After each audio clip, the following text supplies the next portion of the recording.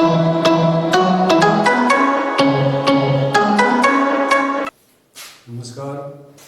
Thar education group की online classes में आपका स्वागत है।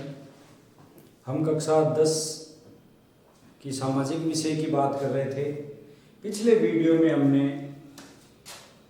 जो पहला अध्याय है, पहला चैप्टर है स्वर्णिम भारत प्रारंभ से 1206 ईस्वी तक, उसमें हमने महाजनपदकालीन व्यवस्था पढ़ ली, मौर्य काल पढ़ लिया और उसके बाद मौर्य प्रशासन पढ़ लिया, शुंग वंश और सातवाहन वंश पढ़ लिए। आज हम बात करते हैं गुप्त काल की।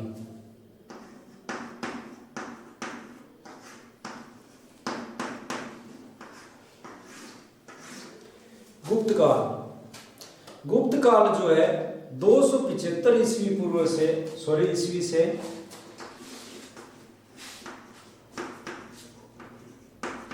275 ईस्वी से 550 ईस्वी तक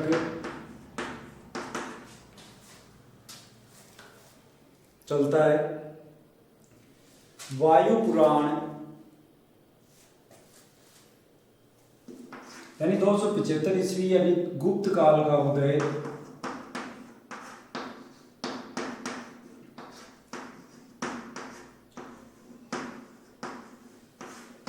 गुप्त काल का उदय तीसरी शताब्दी से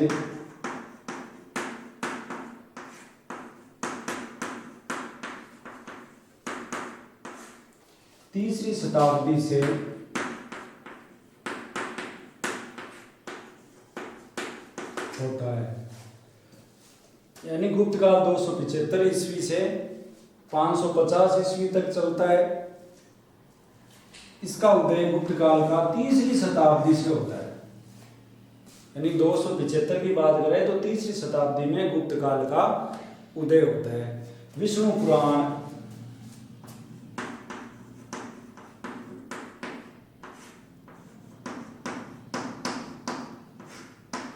वायु पुराण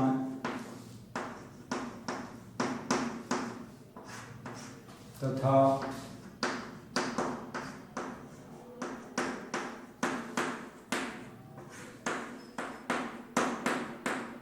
भागवत पुराण, यानी विष्णु पुराण, वायु पुराण, भागवत पुराण आदि के अनुसार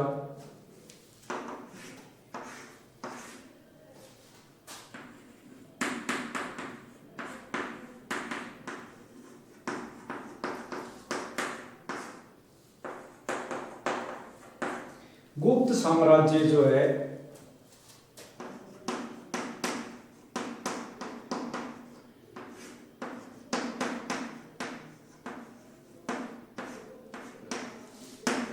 गुप्त साम्राज्य प्रारंभ में मगध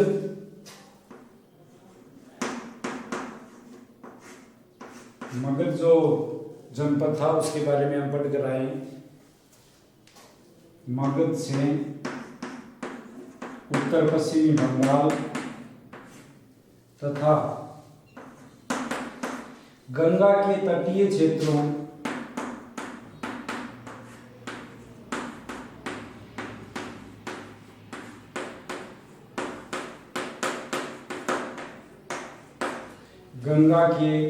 तटीय क्षेत्रों तक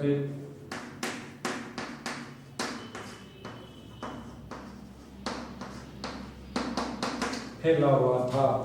यानी विष्णु पुराण, वायु पुराण तथा भागवत पुराण, इनके अनुसार गुप्त साम्राज्य जो है वो कहां से कहां तक फैला हुआ था।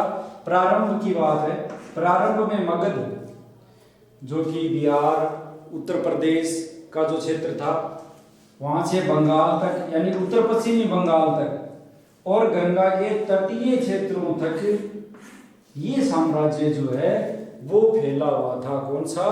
गुप्त साम्राज्य फैला हुआ था। तो अब हम बात करते हैं गुप्त काल में श्रीगुप्त की।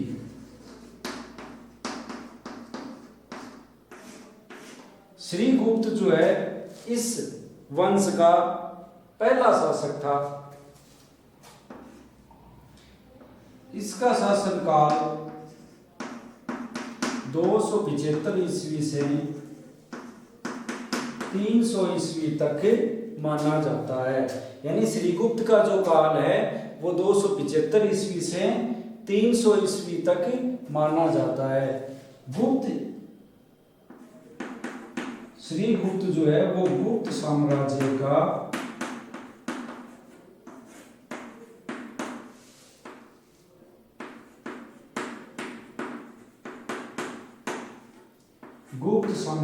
का संस्थापक था। स्थापना किसने की थी? श्रीगुप्त ने की थी, यानी गुप्त साम्राज्य का संस्थापक था। ये श्रीगुप्त जो है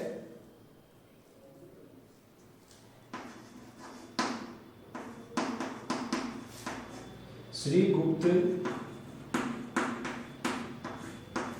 स्वतंत्र शासक न होकर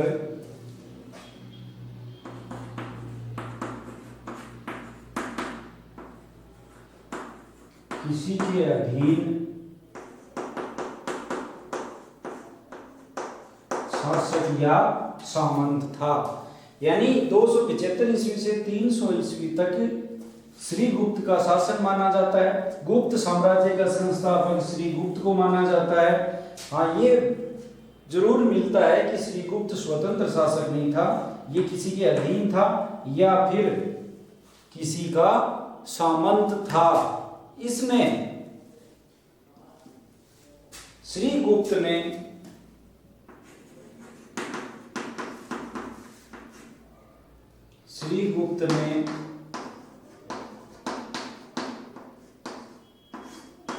महाराज की उपाधि धारण की।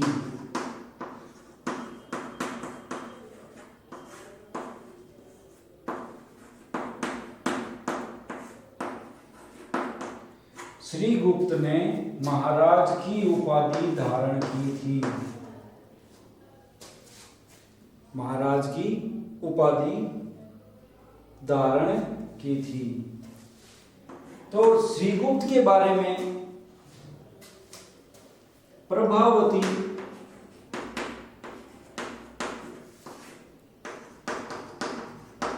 गुप्ता के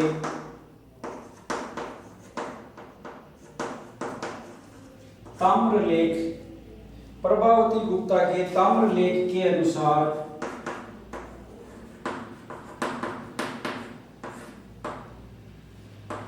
श्रीगुप्त को आदिराज माना गया है।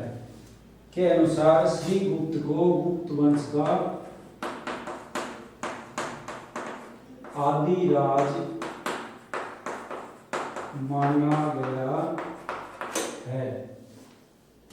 तो 275 ईस्वी से 550 ईस्वी तक गुप्त काल चलता है। गुप्त काल का उदय 3री शताब्दी में होता है।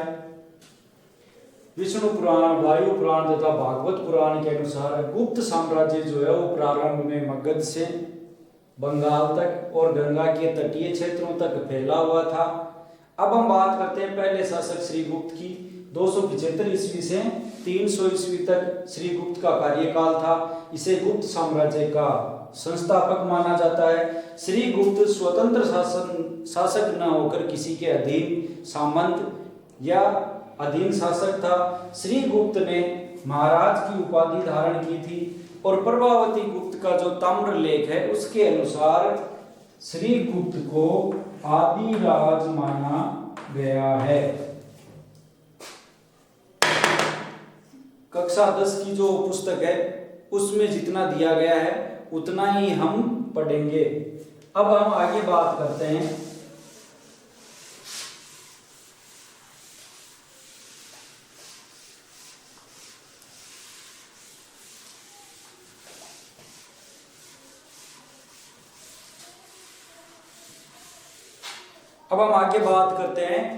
उसका जो उत्तराधिकारी था घटोत्कच, उसकी बात करते हैं।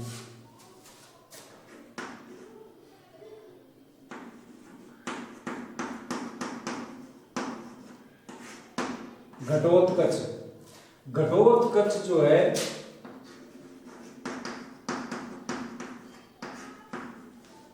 श्रीगुप्त का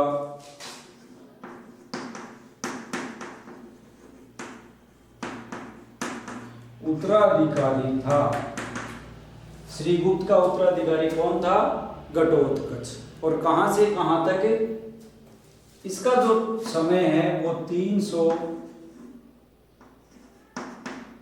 ईस्वी से 319 ईस्वी तक माना जाता है। यानी घटोत्कच जो है वो श्रीगुप्त का उत्तराधिकारी था। 300 से 319 ईस्वी तक घटोत्कच का राज्यकाल या कार्यकाल माना जाता है। और श्रीगुप्त ने 280 ईस्वी में श्रीगुप्त ने 280 ईस्वी पूर्व में घटोत्कच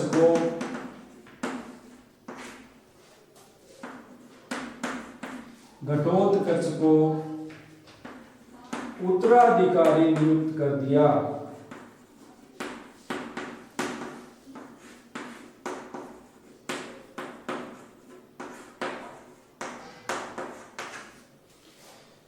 यानी समय रहते ही अपने शासनकाल में ही श्रीगुप्त ने घटोत्कच को अपना उत्तराधिकारी नियुक्त कर दिया था 280 ईस्वी में ही।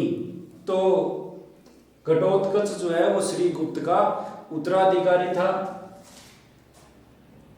घटोत्कच ने भी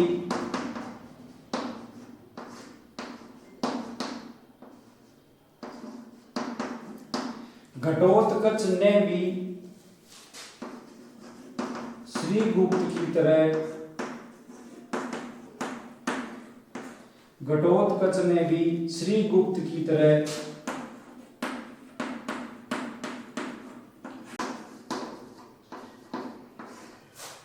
का लेखक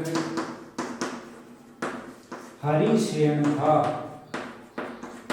ये भी पूछा जाता है परीक्षा में, इलाहाबाद प्रशस्ति का लेखक कौन था? तो इलाहाबाद प्रशस्ति को लिखने वाला लेखक जो है वो हरिसेन था। हरिसेन ने इलाहाबाद प्रशस्ति जो है वो लिखी। और इस प्रशस्ति में लिखा हुआ है कि समुद्रगुप्त कभी भी युद्ध नहीं हारा। और इलाहाबाद प्रशस्ति में सैनिक सफलताओं का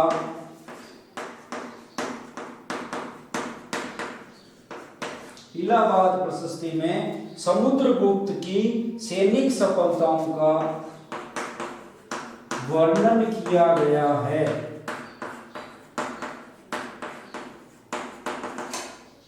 इलाहाबाद प्रशस्ति जो है उसमें समुद्रगुप्त की जो विजय जो उसे प्राप्त हुई है, सैनिक सफलताएं जो प्राप्त हुई है, उनके बारे में हरिसेन ने लिखा है।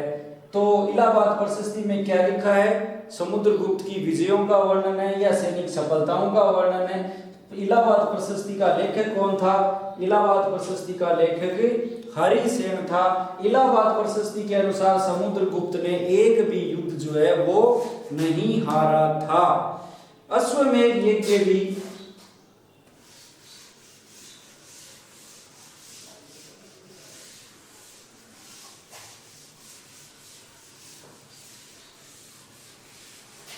समुद्रगुप्त ने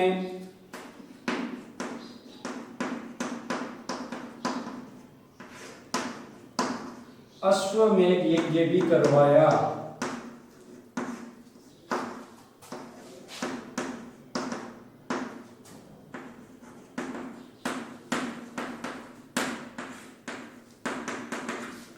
यानी समुद्रगुप्त ने अश्वमेध यज्ञ भी करवाया था। इससे पता चलता है उसके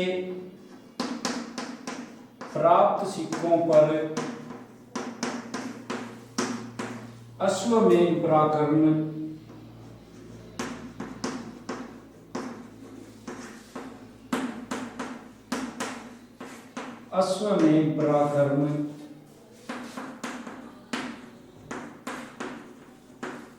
लिखा हुआ मिलता है।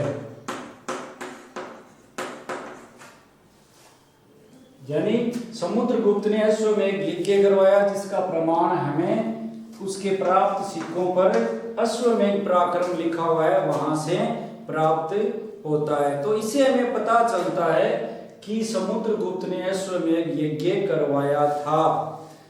समुद्रगुप्त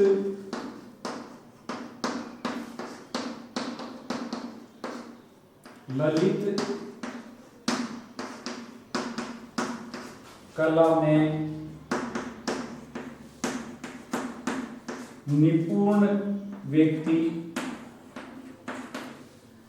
या शासक था।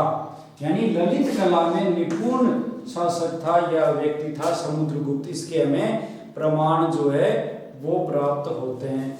संगीत कला में भी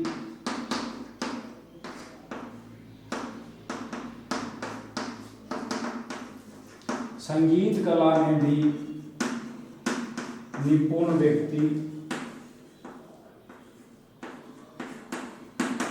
था। इसका प्रमाण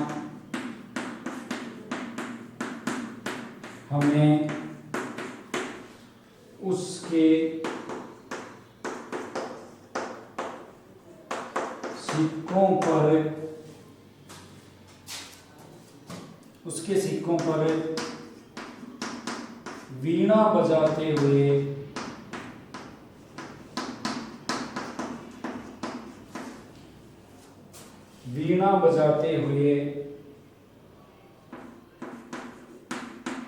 चित्र से मिलता है।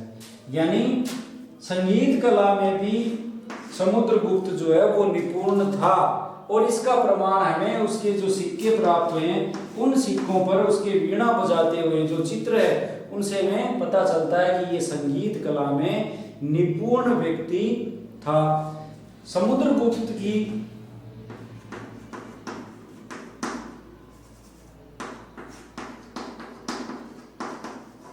नौसेना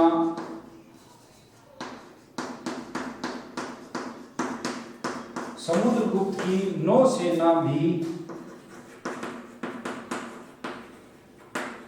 शक्तिशाली थी, जिससे वह विदेशों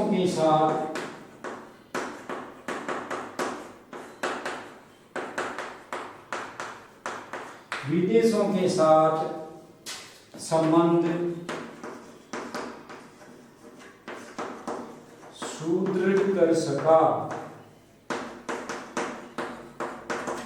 यानी उसकी सेना जो नौसेना है वो भी शक्तिशाली थी, और इस सेना के दम पर उसने जो हमारे तटीय पड़ोसी थे उन विदेशों के साथ भी अपने जो संबंध है वो अच्छे स्थापित किए। तो ये पराक्रम और विजय का स्रोत था। तो समुद्रगुप्त के बारे में हमें पढ़ रहे थे। अश्वमेध यज्ञ करवाया, उसके जो सिक्के हैं उन पर अश्वमेध पराक्रम लिखा हुआ है। ललित कला और संगीत कला में भी निपुण व्यक्ति था, क्योंकि सिक्कों पर वीणा बजाते हुए हमें तस्वीर प्राप्त हुई है। समुद्रगुप्त की नौसेना भी शक्तिशाली थी, और उस सेना के दम पर उसने विदेशों के साथ में संबंध जो है वो स्थापित किए। धन्यवाद। जय हिंद, जय भारत।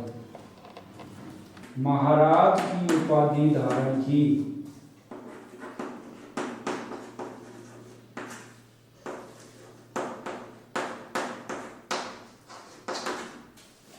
यानी जो उपाधि श्रीगुप्त ने धारण की थी महाराज की, वही उपाधि इसने घटोत्कच ने धारण की है। तो दोनों ने महाराज की उपाधि धारण की, श्रीगुप्त ने और घटोत्कच ने भी। तो हम आगे बात करते हैं अब चंद्रगुप्त की।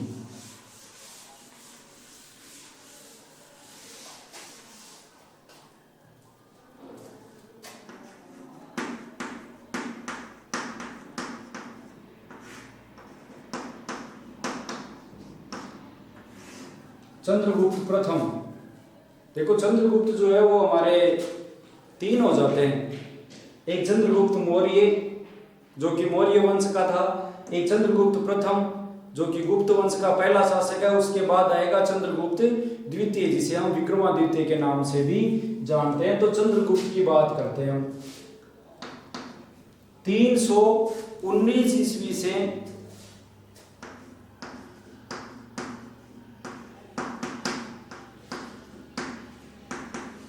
335 ईस्वी, यानी 319 ईस्वी से 335 ईस्वी तक चंद्रगुप्त प्रथम का शासन काल माना जाता है।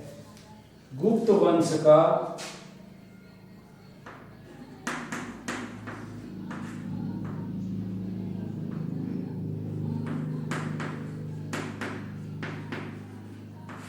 गुप्त साम्राज्य का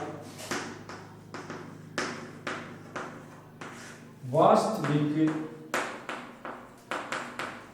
संस्थापक किसको माना जाता है? चंद्रगुप्त प्रथम को।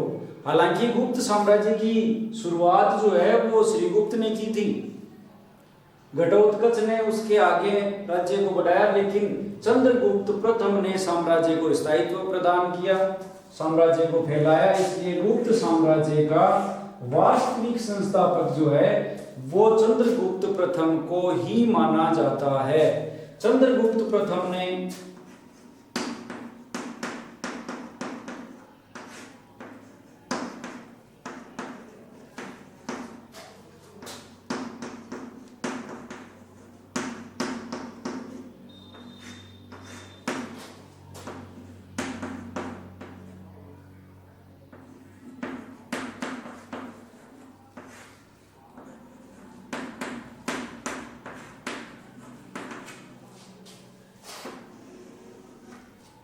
चंद्रगुप्त ने महाराज धीराज की उपाधि धारण की, श्रीगुप्त ने महाराज की उपाधि धारण की, उसके बाद घटोत्कच ने महाराज की उपाधि धारण की, और उसके बाद चंद्रगुप्त ने महाराज धीराज की उपाधि धारण की, जो कि सत्ता में सर्वोच्च मानी जाती है।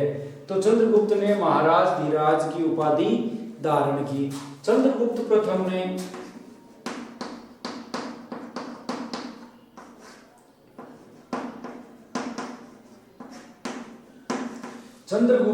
ने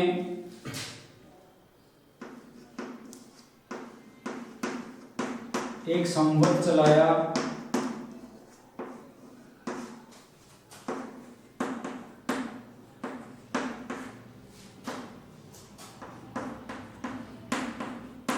जिसे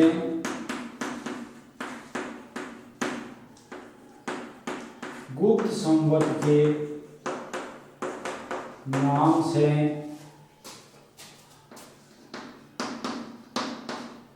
जाना जाता है। चंद्रगुप्त ने एक संवत चलाया था जिसे हम गुप्त संवत के नाम से जानते हैं। और ये कब चलाया था?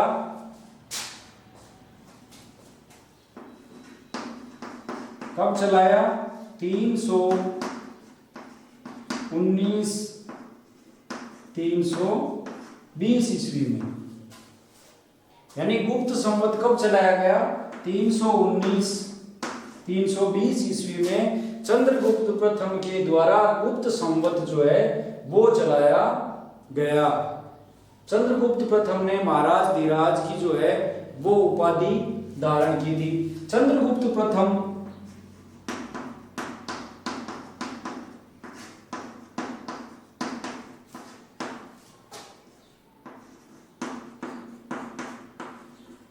अपने आप को श्रीगुप्त का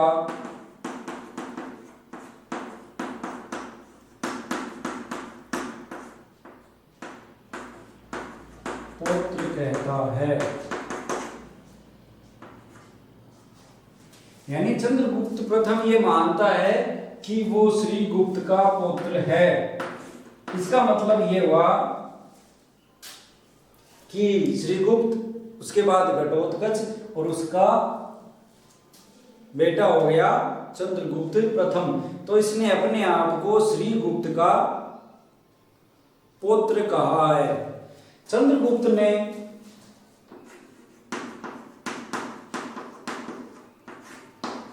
चंद्रगुप्त प्रथम ने लिच्छवी राजकुमारी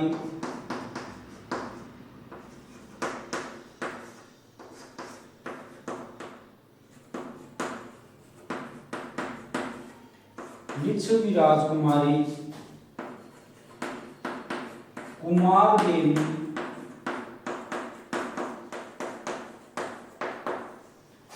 से विवाह किया। इस विवाह के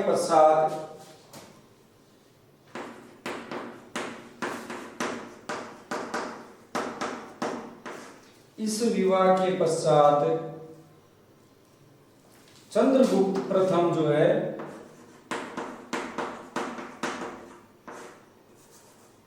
चंद्रगुप्त की शक्ति बढ़ गई थी। चंद्रगुप्त प्रथम ने लिच्छवी राजकुमारी से विवाह किया और इस विवाह के पश्चात क्या हुआ, चंद्रगुप्त की शक्ति में काफी बढ़ोतरी हो गई। और शक्ति बढ़ने का कारण ये था कि एक साम्राज्य जो है वो और जुड़ गया, यानी ससुराल पक्ष जुड़ने से इसकी चंद्रगुप्त प्रथम की शक्ति जो है वो अपने आप ही बढ़ गई। एक तो इस साम्राज्य से आक्रमण नहीं होगा, दूसरा उपहार स्वरूप इसे धन मिलेगा और युद्ध में सहायता भी मिलेगी। तो इन सब बातों के कारण हम कह सकते हैं कि चंद्रगुप्त की शक्ति जो है वो काफी बढ़ गई थी। अब हम बात करते हैं अगले शासक की।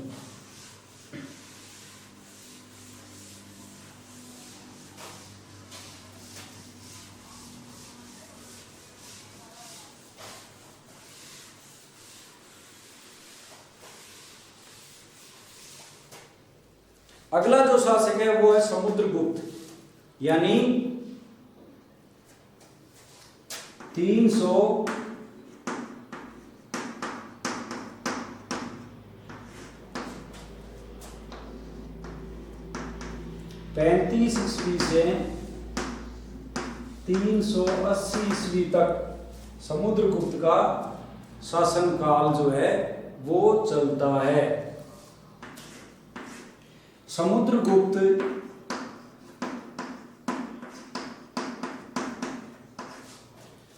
चंद्रगुप्त का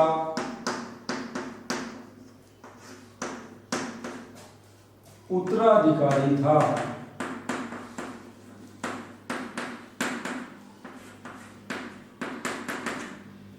समुद्रगुप्त चंद्रगुप्त का उत्तराधिकारी था, यानी चंद्रगुप्त के बाद में सत्ता किसको प्राप्त हुई, समुद्रगुप्त को प्राप्त हुई। तो ये उत्तराधिकारी था और अपने आप को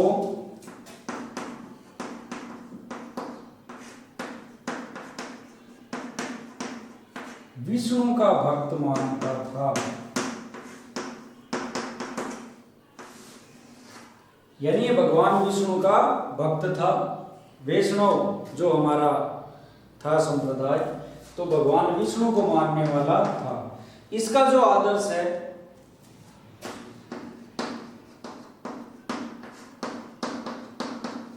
समुद्रगुप्त का आदर्श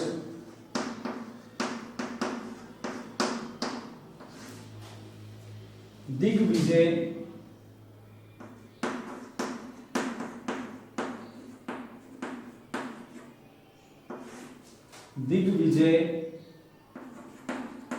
एवं एकीकरण था। ये पूछा जाता है कई बार परीक्षा में, यानी समुद्रगुप्त का आदर्श क्या था, दिग्विजय एवं एकीकरण। समुद्रगुप्त जो है एक महत्वाकांक्षी और साम्राज्यवादी शासक था।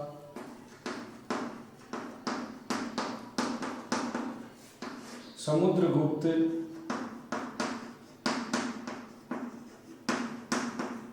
साम्राज्यवादी शासक था, यानी साम्राज्य को बढ़ाने में विश्वास रखने वाला व्यक्ति। तो समुद्रगुप्त भी अपने साम्राज्य को बढ़ाने में विश्वास रखने वाला व्यक्ति था। इलाहाबाद प्रशस्ति के अनुसार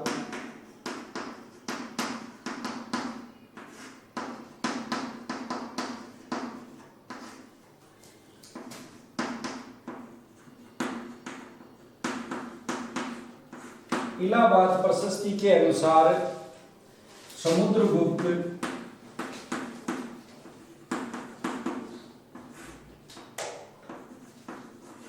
कभी भी